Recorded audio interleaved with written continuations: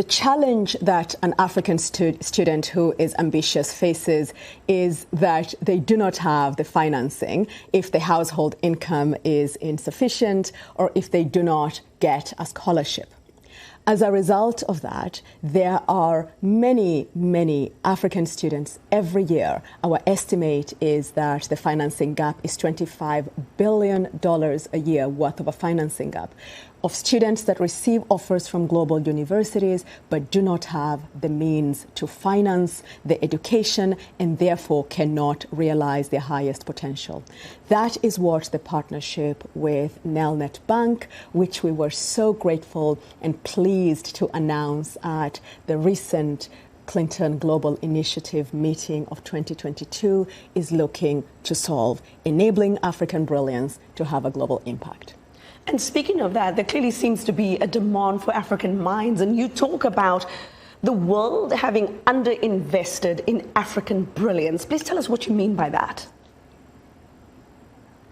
Yeah, Haydé, if you think about any graduate school in America, and let's take that to be a proxy for access to global innovation ecosystems, even while we know that there are many other places where the future is being built outside America. But if we focus on the US for a moment, there is somewhere in the order of 8 Indian graduate students for each 1 African. The continent is being outcompeted in innovation and losing the battle for building the future and participating in its building for the next 10, 15, 20 years. That is the challenge. We have to start from the assumption, Haydé, that brilliance is everywhere and that what differentiates who are the people that are building the future and those that aren't is access to opportunity. And where we see an avenue for providing that access to opportunity is financing African students who are ambitious, who are getting into global universities, who want to be the future heads of Alphabet and other global companies, but do not have the pathway to do that. And we enable that, and this funding partnership with Nelnet Bank is one of the ways of getting there. Lydia, do you think on the continent itself enough is being done to invest in African brilliance? I mean, what's the responsibility of individual African countries to do exactly what we'd like the world to do, and that is invest in African minds and talents and innovation coming from the continent?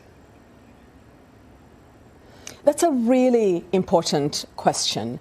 There is so much to be done because we believe that the education sector, as many sectors, requires a symphony of solutions. We need to see more happening to enable literacy and primary education, a lot more to enable girls' education, secondary education, tertiary education in terms of both access and quality. All of that is being done and more needs to be done. The lane that we're working on is a very thin lane, which until now has only been filled by household income and scholarships. And those two do not meet the demand. So it is a both and, Haydé. We need to do more on the continent, and we need to unlock the leadership cadre that will steward Africa to the 21st century and into innovation and into participation. And that is the lane that we are focusing on.